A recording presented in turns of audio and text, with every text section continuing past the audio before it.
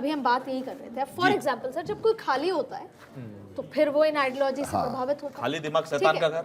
अब अगर सरकार इन 180 जिलों में स्टेट वाइज कहीं पर कुछ फैक्ट्री लगाती है जिससे कि लेबर जनरेशन नौकरियां हों, बिजी रखती है, क्या जरूरी है? ये करना जरूरी है या नहीं?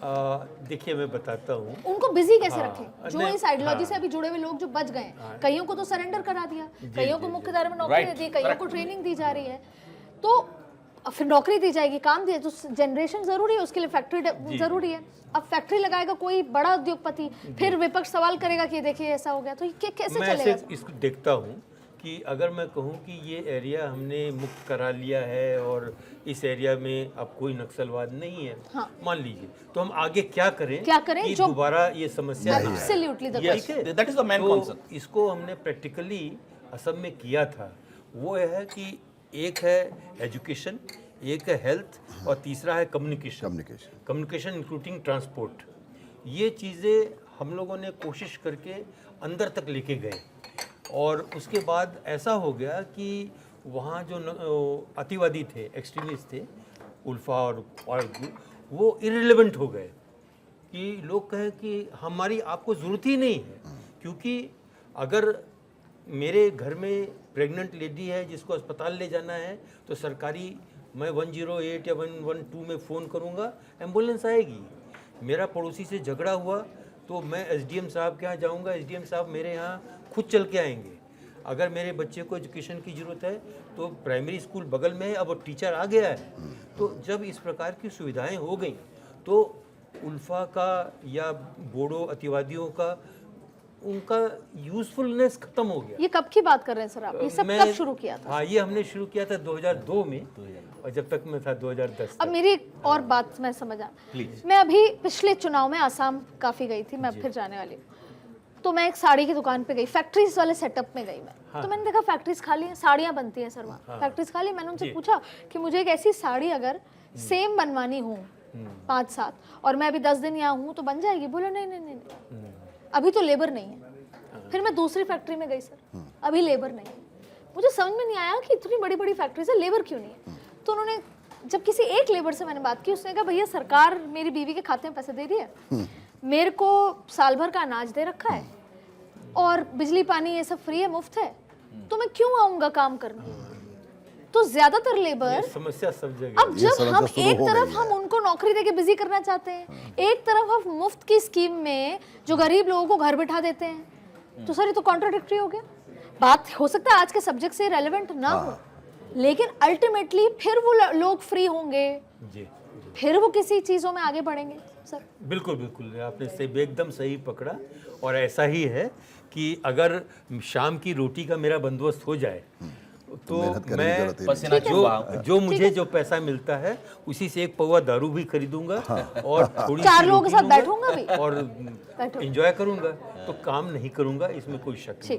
सर गोली का जवाब गोली से दिया जाता है, गृह मंत्री अमित शाह ने कहा। ये भी कहा कि जो लोग अर्बन नक्सल का सपोर्ट करते थे अपनी राजनीति चमकाने के लिए, आज उनकी हार हुई है। उन्होंने ये भी कहा और भी तमाम बातें की। उन्होंने तो सीधा सीधा इंदिरा जी से लेकर राहुल गांधी तक और पी चिदम्बरम जी से लेकर, और बात वो भी है कि अगर हम देखें होम मिनिस्टर, इस पूरे 6 दशक में 3 होम मिनिस्टर मेजरली रहे, पी चिदम्बरम रहे, शिंदे साहब रहे और एक और रहे, तो कोई इतना बड़ा काम नहीं हुआ। सीधा सीधा ऑन रिकॉर्ड उन्होंने जनता के सामने कांग्रेस की कार्यप्रणाली को और दूसरी ऑपोजिशन पार्टियों को बेनकाब किया। तो सर कैसे किया? ये सबसे इम्पोर्टेंट सवाल है दर्शकों को बताने के लिए। ये अभियान शायद 20 मार्च 2019-20 के आसपास उन्होंने कहा था कि मैं प्रिपरेशन 2014 से शुरू हो गया। 14 से। तो अब ये हुआ कैसे? धीरे धीरे जिन लोगों को मारना था मारा, जो सरेंडर नहीं हुए उनको मार दिया, जिनको सरेंडर किया, जैसे हिडमा की बात है, उनको उनके परिवार सहित मारा, कई लोगों को, बड़े बड़ों को सरेंडर कराया। कैसे हुआ सर? ये पूरा कैसे फ्रेमवर्क तैयार हुआ? देखिए, पहले तो इससे पहले हमने जैसे सुशील कुमार सिंधे जी को देखा, उसके बाद पी चिदम्बरम साहब मेरे सीनियर कुलीग हैं सुप्रीम कोर्ट में, उनको देखा। उनका ग्रीन हंट प्रोजेक्ट लेकर आए थे, ऑपरेशन ग्रीन हंट। अभी जो ऑपरेशन ब्लैक फॉरेस्ट का जो ऑपरेशन सक्सेसफुली कंडक्ट किया आदरणीय अमित शाह जी ने, तो उस टाइम पे भी फेक एनकाउंटर हुए थे, क्योंकि जो प्रेशर होता है पुलिस के पास कि भाई उनको दिखाना है ये सारा चीज़। अभी देख लीजिए 1 फरवरी को 2005 बीजापुर में जो हुआ टोली मेटा एनकाउंटर, आरोप है पुलिस के 8 ग्रामीण लोगों को नक्सल बना के मार दिया। 21 मई 2025 नारायणपुर का, 2 अप्रैल 2024 का एक औरत गूंगी बहरी है तो उसको मार दिया। मगर अमित शाह जी का एक स्ट्रॉन्ग पॉलिटिकल विल रिफ्लेक्ट करता है कानून के मामले में, लॉ एंड ऑर्डर की बात है। और 2014 से जब से सत्ता सौंपी गई वो अडिग रहे एक इश्यूज के ऊपर। पर कैसे किया सर ये? तो कैसे मैं ये तो कह रहा हूं कि वहां पर जाने के बाद उन्होंने जो मैकेनिज्म है वहां पर, मैं हो सकता है पॉलिटिकल मतलब एग्जीक्यूटिव क्वेश्चन हो सकता है, मैंने try to answer it being legal expert. बीच में क्या हुआ, कुछ लोग जो थे वहां पर मुझे संपर्क किया कि हम लोग लीगली ये करते हैं, but thing is that it's very difficult to travel from माने far forest land to Delhi. तो कहीं ना कहीं ये गैप है। मगर ये सारे चीज को एनसर्कल किया गांव में धीरे धीरे जो आप लिखिए 12,000 रोड का निर्माण किया इस समय में। आपको इज इट नॉट पॉसिबल? ये पॉलिटिकल विल को दर्शाता है, जो नितिन गडकरी साहब का भी बहुत बड़ा रोल है। और होम मिनिस्ट्री के साथ साथ वहां का जो पुलिस ऑफिसर्स को क्लीन एंड दिया, चाहे डीजीपी, सीआरपीएफ और जो ब्लैक कोबरा कमांडो हैं उनको पूरा क्लियर दे दिया कि भाई देखिए ये करिए, एक तो आप सरेंडर कर लीजिए। अब रिसेंटली एक वीडियो जारी हुआ था, जो होम मिनिस्टर है छत्तीसगढ़ के, वो बात कर रहे हैं भाई कोई दिक्कत नहीं, आप प्यार से सरेंडर करो और बात करो, हम बातचीत करने के लिए तैयार हैं। जो शर्त है आपको रिहेबिलिट प्रॉपरली किया जाएगा। जहां पे संवाद है, अमित शाह जी ने सीधे तौर पे वहां संवाद किया, कम्युनिकेशन बिल्डअप किया। दूसरी ओर जहां पे नहीं होता था वहां पे आपको 706 लोगों का एनकाउंटर हुआ। और ये सारे लोग जो सर 2200 लोग जेल में गए, 706 लोग का एनकाउंटर हुआ, और उसके अलावा भी बहुत 4,839 लोगों का आप लिखिए वो सरेंडर किए, एक रिहेबिलिटेशन हो रहा है।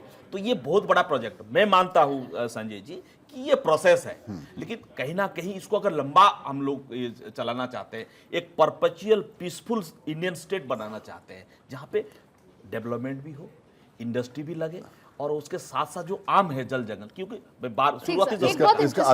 आपके लिए जो जंगल है उसके लिए वो घर है। ठीक, बहुत इंटरेस्टिंग बात यह है कि पुलिस वही थी। ऐसा होता है ना कि अधिकारी तो लंबे समय से चलते आ रहे हैं, वही पुलिस पहले ऐसा लगता था कि उनके पास हथियार घर छोड़ के आते हैं, और वही पुलिस अब 2014 के बाद अलग एक्शन में थी। बड़ा इंटरेस्टिंग बात ये थी कि जब तमिलनाडु की और कर्नाटक की सरकार मिलके वीरप्पन को किस तरीके से, मतलब कितने लोग मर गए, थक गए, 15 साल तक ऑपरेशन चला और नहीं हो पाया। और अब आप देखिए किस तरीके से, तो ऐसा लगता है कि आपको वो एक लीडर की जरूरत होती है, उस विजन की जरूरत होती है, पॉलिटिकल विल। मैं थोड़ा सा इसका ये बताना चाहूंगा, पुलिस फोर्स को भी ये कहना कि जाओ, बंदूक का जवाब बंदूक से। बिल्कुल। इसमें देखिए, इसका जो एनडीए गवर्नमेंट जो पहली बार आई थी, उस समय से इसका फाउंडेशन एक तरह से रखा गया था कि इसको एलिमिनेट किया जा सकता है, क्योंकि बीच में जो कांग्रेस की जो सरकारें थीं तो उसमें तो ये मानकर चल रहे थे कि इसको थोड़ा कम किया जा सकता है, लेकिन समाप्त नहीं किया जा सकता है। समाप्त करने का जो विल पावर है ये अमित शाह जी ने ही दिखाया है पूरे देश को। बिल्कुल, ये बात कहने की है। फाउंडेशन इसका एनडीए सरकार के समय में जब 2000 के आसपास 2000 आप देखेंगे उस समय सबसे ज्यादा 2000 में सबसे ज्यादा अटैक हुए हैं। नक्सलाइट जो था, नक्सलिज्म जो था, ये अपने पीक पे था 2000 के आसपास। और पिछले 2014 से लेकर और अभी तक आप देखेंगे तो लगभग 12,000 से ज्यादा लोग या तो सरेंडर कर दिए हैं या नहीं तो न्यूट्रलाइज कर दिए गए हैं, मार दिए गए हैं। तो ये जो बड़ा अचीवमेंट हुआ, इसका नींव जो था वो 2000 के बाद ही रखा गया था। उसमें 2001-2 में जब उस समय जब ये आपके सीएपीएफ को फोर्सेस को जब इसमें उतारा गया और इसको जब दिया गया था ये कमांडो, फिर उसके बाद से निश्चित रूप से यूपीए की जब सरकार आई थी तो उसमें उन्होंने 2009 में जो एक जो बड़ा ये हुआ था ऑपरेशन ग्रीन हंट, हाँ, तो ग्रीन हंट जो 2009 से शुरू किया गया था, तो उस समय इसलिए हुआ था उस समय इन्होंने बहुत सारे कांग्रेस के लीडर्स को भी मारा था और ऐसे ऐसे जगहों पे अफेक्ट हुए थे जहाँ पे कि मतलब आप इमेजिन नहीं कर सकते हैं। तो उसका भी थोड़ा सा रोल था, लेकिन जो ये जो दृढ़ संकल्प है कि इसको कंप्लीटली एलिमिनेट कर देना है, तो ये 2019 में जब कश्मीर आप काफ़ी गई हैं, तो उस समय जब ये आपका धारा 370 और ये सब जब हटाया गया, उसी समय ये संकल्प लिया गया था सरकार के द्वारा और वो भी कि जब असंभव धारा 370 हट सकती है तो नक्सलिज्म को जड़ से समाप्त किया जा सकता इसको है। मैं वही फिर दोबारा कहूँगा कि ठीक है, हमने सिक्योर कर दिया एरिया, लेकिन अगर हम ध्यान नहीं देंगे तो ये विचारधारा हाँ, दोबारा एक मैं वही कहना चाह रहा था। और वही तो उसकी बार-बार नक्सलाइट सबसे लीडर बड़ी जो है, वजह है कि produce उसका करेगा। बैक ना बाहर से आ रहा है, बैकअप नॉक नॉक बार बार और आइडियोलॉजी यहाँ आई। पर जो समस्याएं हैं वो हैं अभी भी, हाँ। तो उसको रिकॉग्नाइज करना आवश्यक होगा और उनको रिकॉग्नाइज करके उनको एलिमिनेट करना होगा। जैसे एक सिंपल एग्जांपल बताता हूँ, सरकार ने एक एक्ट बनाया, फॉरेस्ट राइट एक्ट।